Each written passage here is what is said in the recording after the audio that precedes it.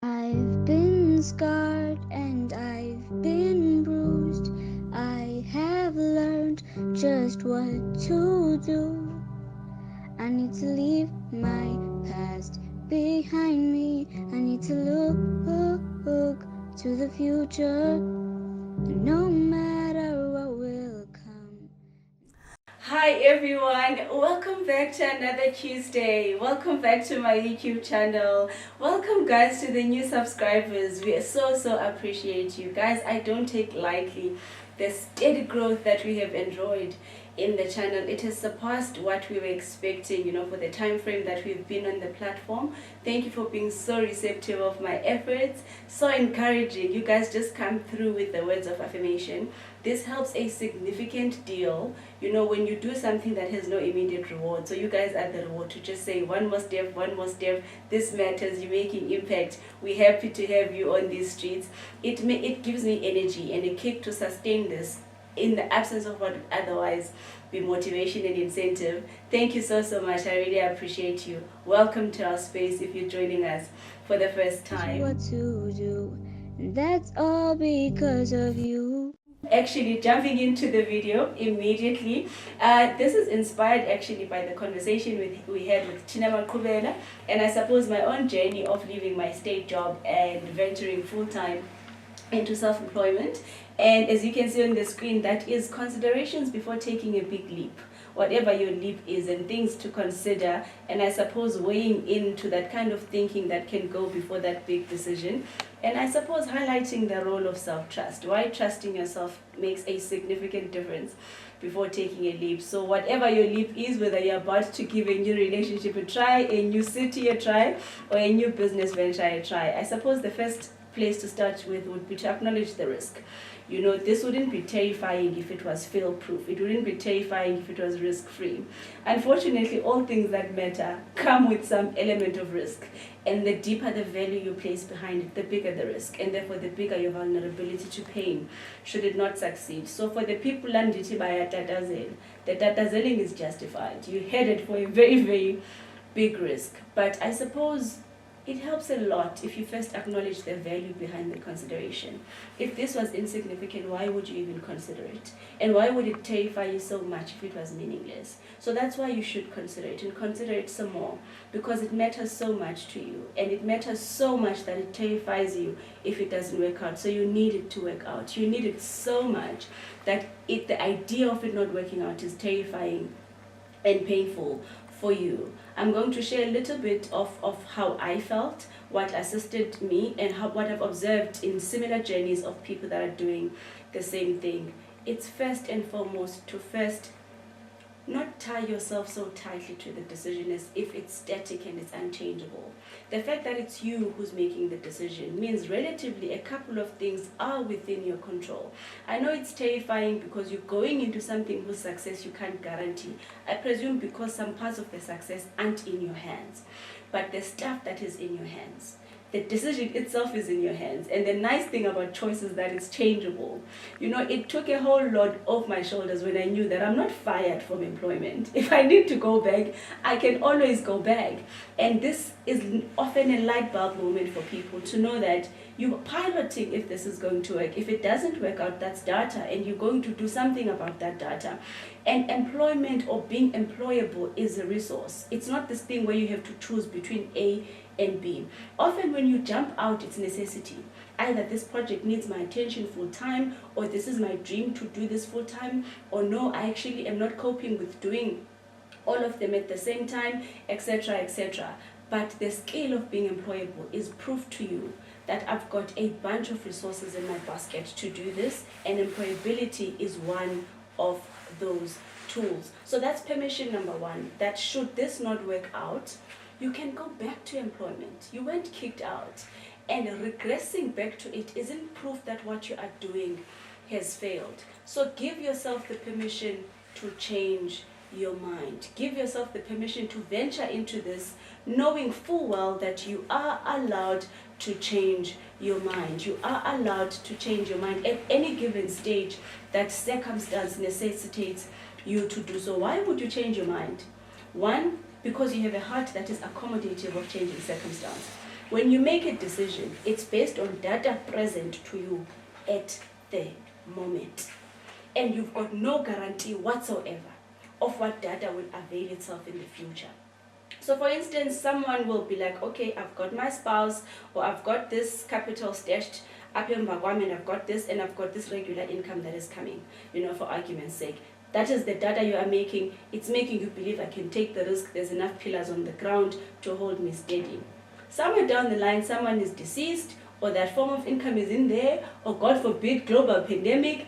Those are changed circumstance. It's new data that demands a new decision. And you can make a new decision, even if it's contrary to the decision you made when your wisdom and your foresight was less. That's permission number one. Masingayenzi lento of holding people punitive and captive to decisions they made on limited information.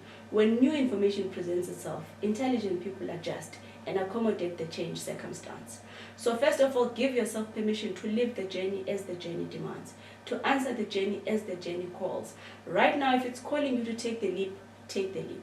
If somewhere along the journey it's asking for your pause, honor the pause. The only commitment you should make is that I will live truthfully what my journey demands. And I also don't know me as a person what that is going to look like, because I cannot see into the future. I will not bind on the decision. Guys, it's your choice, and choices can be changed. Even the future choice is going to be your choice. Another thing that helped a great deal for me was, I suppose, prepping as much as you can, but understanding that there's parts that you can't prep for. So you don't need to know everything. Have the wisdom to know when you've prepped as much as you can prep. But there's parts of the journey that can only be answered by the journey. What do I mean by this? Let's take the Mthatha move, for instance. I don't know the town, I don't know the people of the town, I haven't sampled much of the market extensively. So there's just things that I don't know. Will they respond? Will they support? Will it be to the same extent as Port Elizabeth? I am not sure, and I wasn't sure. But I also wasn't unprepared. So preparation significantly changes things. One, I had enough pillars in the ground. This is a big change. My leap was a change. I'm changing my life. I'm changing my lifestyle. I'm changing the people that are in my life. But not everything was changing. So what wasn't changing? One, how I do my job wasn't going to change. My personality, which has held me and made me cope in similar setups, also wasn't going to change. My doctoral studies weren't going to change. I suppose my social capital, I might be physically distant from them, but I wasn't necessarily going to be completely detached. So that was another anchor that was in the ground. My purpose, GMA, the projects I'm building, that wasn't going to change. So these were anchors deeply rooted to the ground to say, okay, Glenn Luce, we are killed. These pillars aren't movable. They're not going to collapse everything. So should the pillar in the corner there, that is Mthatha, completely collapse, it's not going to bring the entire structure down. So what did that do? It made me feel like I can afford the risk. So it didn't minimize it being a risk. It increased my capacity to be able to stomach the risk should the move backfire. So if you're thinking of jumping ship, sometimes saving enough may be that pillar for you, right? Sometimes your qualifications may be that pillar for you, that what I know isn't going to change. I'm qualified, I studied for this, my craft isn't going to change, my talent isn't going to change. Maybe my family structure, which is my source of support, also isn't going to change. Maybe you're even doing this in the same town who employed Koyo, and you're like, the demographics aren't going to change. There's enough sameness to make me afford leaping for the difference. Of course, your life is going to be different if you're taking a leap, but make sure there's enough things that can hold you steady. That makes you feel like, yes, it is a risk, but so what? What would happen to me? It makes worst case scenario imaginable. Bad, but not insurmountable. That, okay, if we are this thing, what am I going to do? So that's my other advice, that anchor into as much sameness as you can, and when enough things are the same, the difference isn't as dangerous, the difference isn't as risky. You can sustain it, or your perception of how buffered and protected you are before the slip isn't necessarily going to change. So make yourself at a position where you can afford the risk, and get to a point of understanding that I've prepped as much as I can. At least up to a point of affording the risk, should the risk be aversive.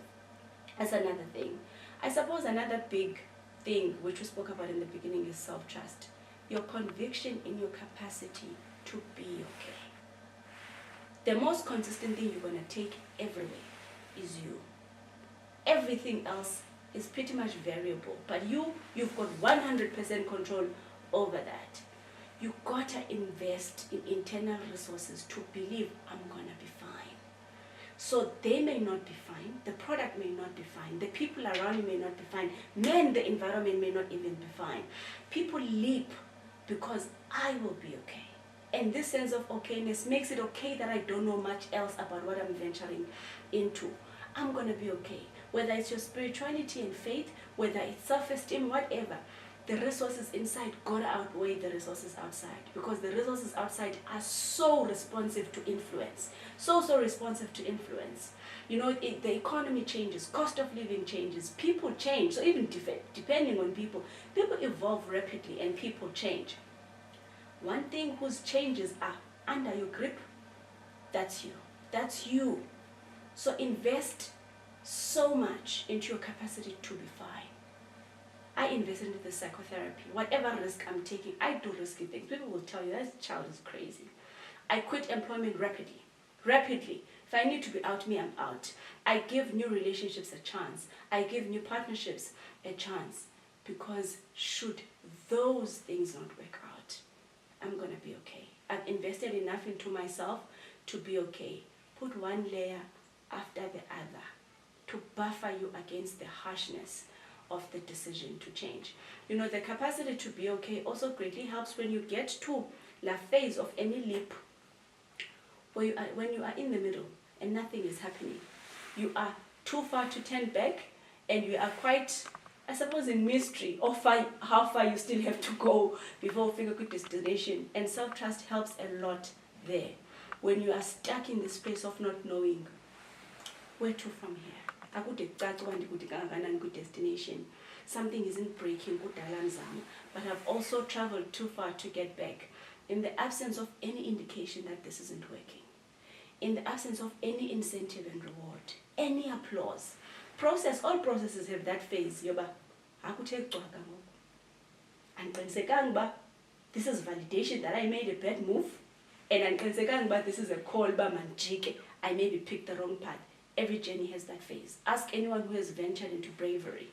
It has that phase when you no longer trust the decision. Because I bet motivation carries you. You're pumped up, you've just done a brave thing.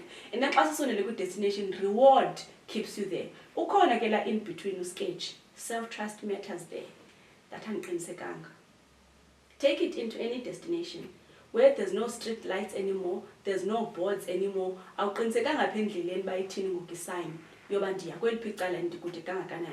And trusting your capacity to drive is what usually sustains you. So yes, this is me encouraging you guys to take the leap, but there is things that buffer you against, the dangers of the leap. The dangers are there. Relationships are risky. Business ventures are risky. Environments are risky. There's a lot of things of great value that unnecessarily fail-proof and risk-free. But if it's valuable enough, declare that it's valuable enough for me to take the risk.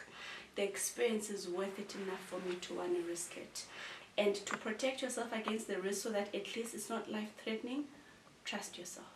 Invest into resources that can pull you out of the gulf should you feel like you're drowning. Trust in the resources in the tool basket, and employability can be one of them. Singleness can be one of them. To know that I can go back to the baseline.